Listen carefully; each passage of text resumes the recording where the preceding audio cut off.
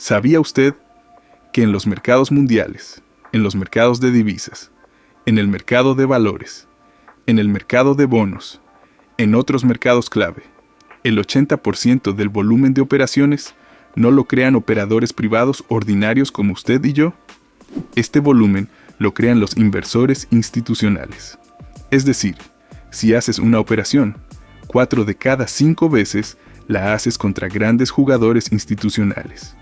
Se trata de bancos, fondos de alto riesgo, sociedades de inversión, compañías de seguros y grandes operadores del mercado.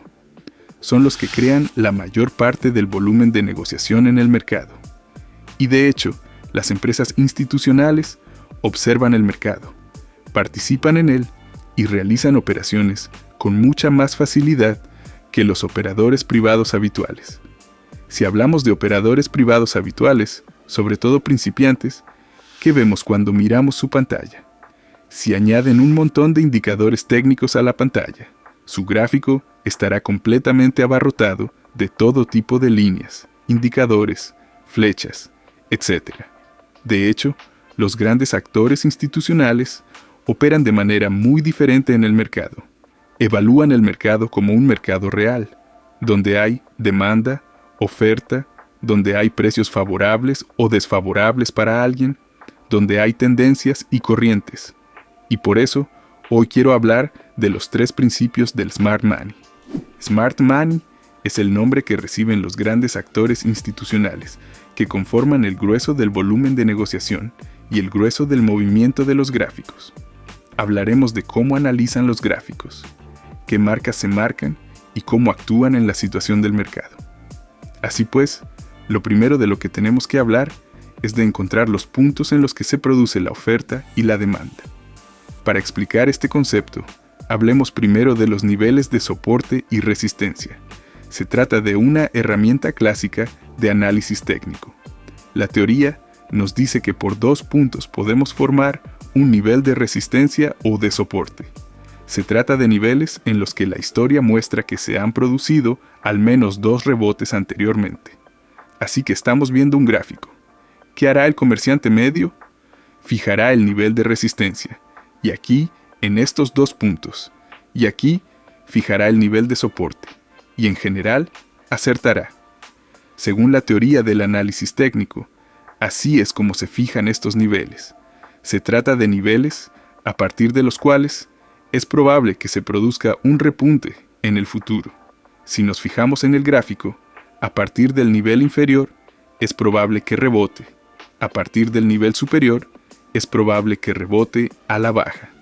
Y es muy similar al concepto de zonas de oferta y demanda. Si hablamos de money inteligente, en primer lugar, los bancos, las sociedades de inversión no marcan resistencia y soporte, una línea, suelen considerar la zona de oferta y demanda. Esa es la clase de zona gruesa en la que más o menos 50 puntos serían válidos.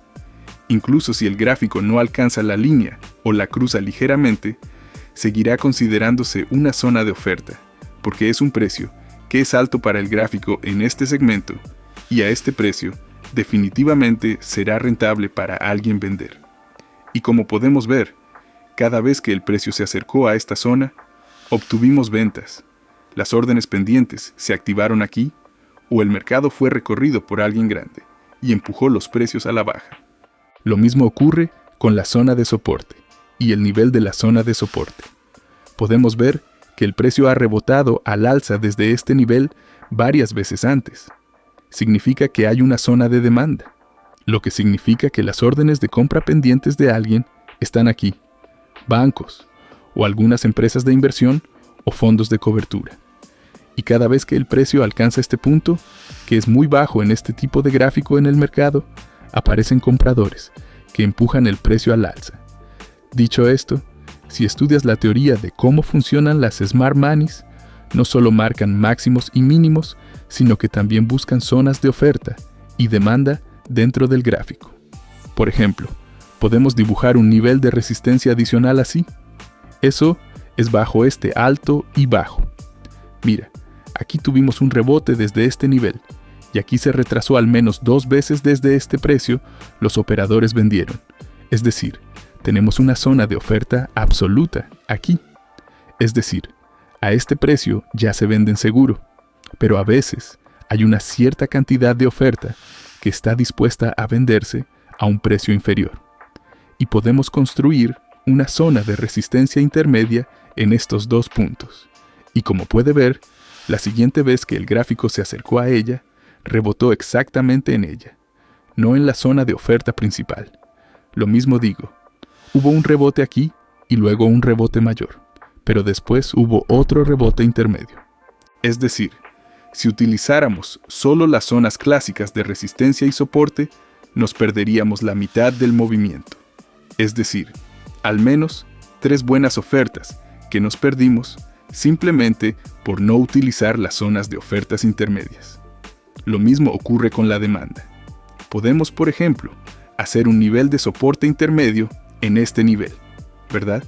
Tenemos un rebote de una vez y un segundo rebote de la misma. Así que incluso por estos dos puntos podemos entender que aquí también hay demanda.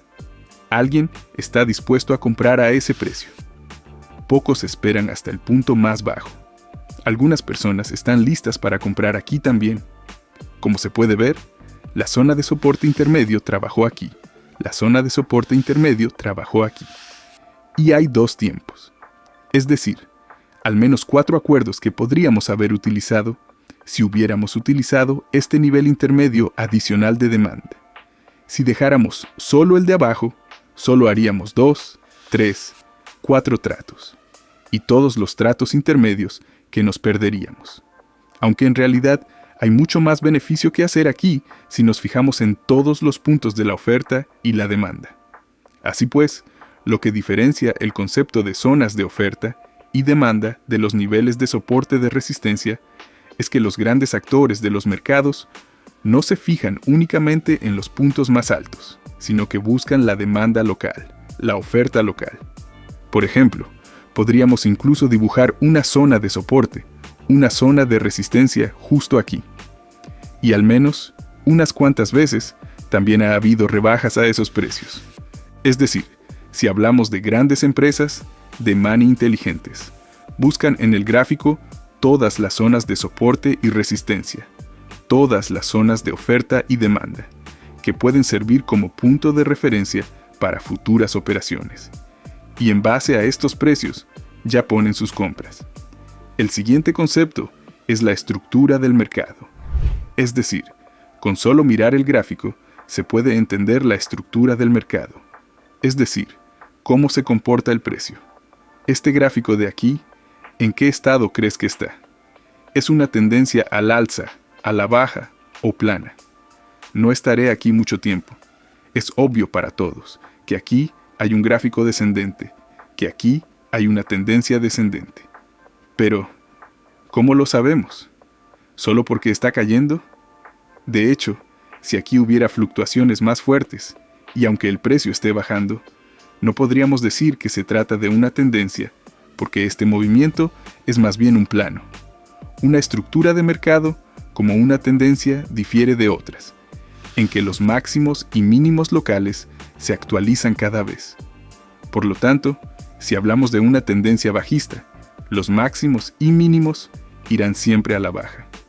Aquí tenemos, el primer máximo gráfico cayó, esbozó el primer mínimo, luego rebota, hay un segundo, el máximo ya es más bajo que el anterior. El gráfico sigue cayendo y tenemos un nuevo mínimo inferior al anterior, está rebotando de nuevo. Estamos haciendo un nuevo máximo local, que es más bajo que el anterior y más bajo que este. Entonces tenemos un gráfico que sigue cayendo, tenemos un nuevo mínimo local que es más bajo que todos los anteriores, y así sucesivamente. Aquí tenemos un nuevo máximo, que es inferior a todos los máximos anteriores, y eso nos permite decir que estamos en tendencia.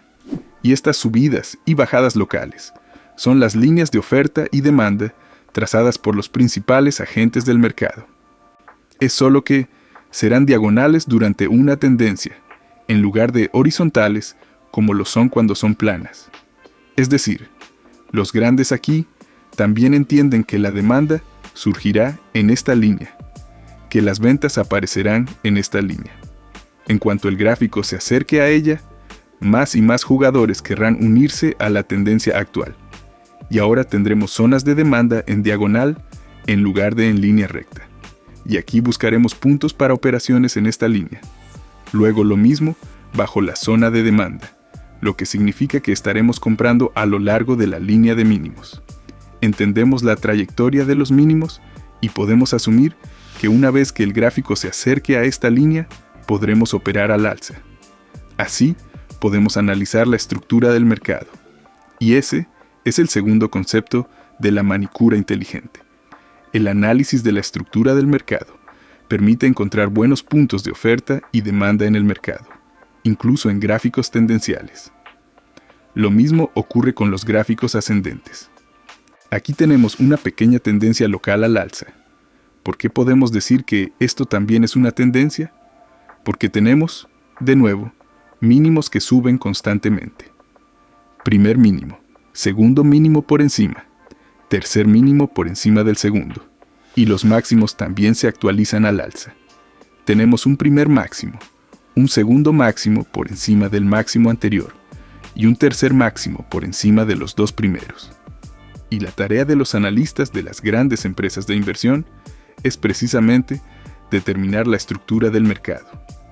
En primer lugar, si estamos en tendencia o planos, y cómo funcionaremos en esta estructura de mercado. La segunda es determinar los precios de compra y venta, a partir de los cuales realizaremos específicamente las operaciones y colocaremos nuestras órdenes pendientes. Y el tercer concepto de la mani inteligente es el cambio de estructura. Es algo así como, si estamos en esta parte del gráfico de aquí, podemos entender que se trata de una tendencia a la baja. Una vez más, volvamos a reforzar cómo definimos la estructura del mercado. Tenemos máximos actualizados, cada uno más bajo que el anterior, y mínimos actualizados, cada uno también más bajo que el anterior. Podemos afirmar con seguridad que se trata de una tendencia bajista, y muchos analistas entre los operadores inteligentes marcan estas líneas diagonales como los límites de la tendencia actual. Y si vemos una ruptura clara y vemos que ahora la estructura del mercado ha cambiado, ahora los mínimos y máximos se actualizan al alza, al igual que en el gráfico anterior. Entonces, ahora tenemos una nueva estructura de mercado. Ahora tenemos una tendencia alcista. Y estas son las dos líneas que ya podemos descartar. Esta estructura se ha agotado y ahora nos estamos adaptando a la nueva estructura y realizando operaciones al alza. ¿Por qué es importante para los operadores inteligentes identificar la estructura del mercado? Si hemos determinado que la estructura actual del mercado es una tendencia bajista con estos límites, entonces solo buscaremos operaciones bajistas. No operaremos contra la tendencia, no operaremos contra el mercado. Solo buscaremos operaciones en la dirección de la estructura actual. Nos adaptaremos al estado de ánimo actual del mercado. Por el contrario, si tenemos un mercado plano y no hay una tendencia clara al alza o a la baja, ahora nos basaremos en esa estructura. Sabemos que tenemos un precio más o menos estable y a aquellos precios que sean favorables para la mayoría del mercado, también entraremos en el mercado. Nos moveremos junto con los Smart Money. Así que, para reiterar todo el concepto, tenemos que definir la estructura del mercado y definir sus límites y movernos dentro de la estructura actual del mercado, abriendo operaciones desde sus límites. Y si aprende a pensar como piensan los analistas de money inteligentes, como piensan los analistas de los grandes operadores del mercado, obtendrá beneficios en muchos más casos. Sencillamente porque, como ya he dicho, son los grandes operadores los que realizan el 80% del volumen de negociación. Por eso se oye tan a menudo que los operadores privados, especialmente los principiantes, suelen perder dinero simplemente porque juegan contra profesionales. Y necesitas, para ganar dinero, pensar y actuar como un profesional. Así que entender los principios de la oferta y la demanda, entender los principios de la estructura del mercado y cambiar la estructura del mercado, Esos principios te ayudarán a mejorar mucho tus resultados.